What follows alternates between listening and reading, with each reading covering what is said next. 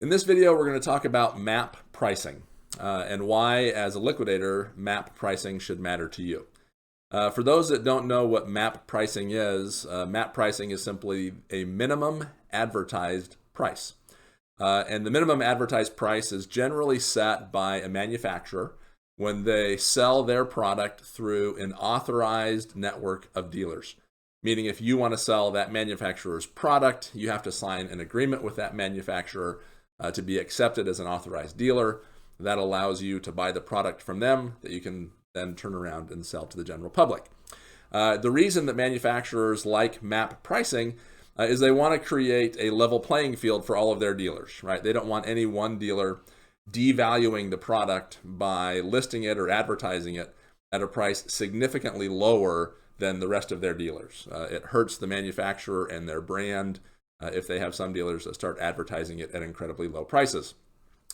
Doesn't mean the dealers can't necessarily sell it at those lower prices, just means that they can't advertise that they're selling it at that lower prices. So the big question is why should that matter to you if you're a liquidation company? Well, there's two scenarios, right? The first scenario is if you have a contract directly with the manufacturer, chances are you're going to have to agree to that map pricing.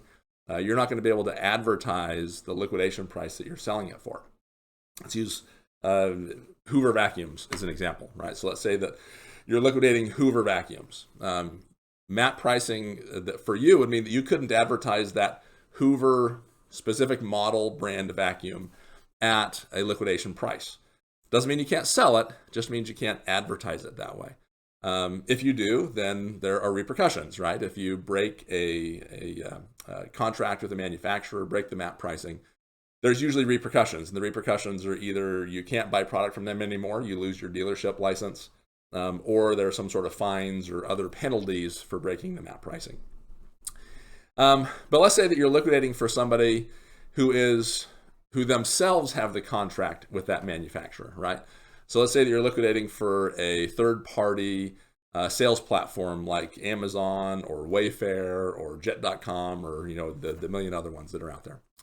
And it's that company that has the agreement with the manufacturer, not you as that company's liquidator.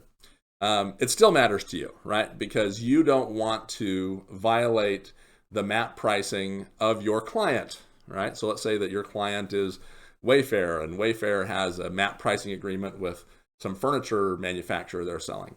You don't want to violate that agreement because the repercussions would then fall to Wayfair, who would not look favorably on you as their liquidation partner if you're violating their map pricing.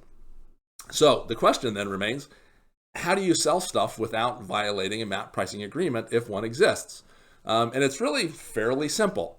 Like I said, you can sell it for below that price. You just can't advertise that you're selling it below that price. So let's go back to the Hoover vacuum example. Let's say I'm going to liquidate a whole bunch of Hoover vacuums. I can advertise a liquidation price for vacuums, right? I'm not going to say that they're Hoover. I'm not going to say they're a particular model. I'm just going to say that they are vacuums, brand new from the manufacturer vacuums. If somebody calls and asks, we can tell them where they're from, but I can't advertise. So there can be no print and there can be nothing on the internet that advertise a brand and a model for a liquidation price. So you simply advertise the object itself, right? I'm liquidating vacuums and I have vacuums at liquidation prices. I can say what those prices are. And then if somebody calls, we can talk about what it is that we actually have. We can talk about it. I just can't advertise it. So map pricing, that's what it is. That's why as a liquidator, it's something that you should be aware of.